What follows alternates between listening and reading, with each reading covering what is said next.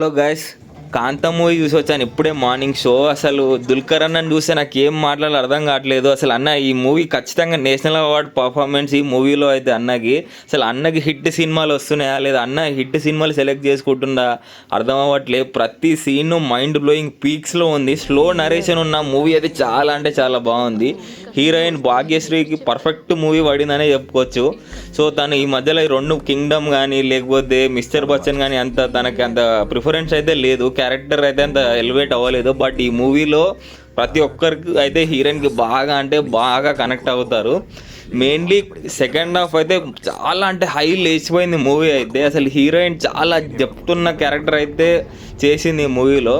So ఇంకా ఈ ఓవరాల్గా అందరూ చాలా అంటే చాలా బాగా చేశారు. ప్రతి ఒక్కరి నేషనల్ వాళ్ళ పర్ఫార్మెన్స్. ఇంకా లాస్ట్ సెకండ్ హాఫ్లో రానా అన్న వస్తాడు. రానా అన్న వచ్చినాక ఇంకా కొంచెం హై లేస్తుంది మూవీ. అన్నది చాలా స్పెషల్ క్యారెక్టరు.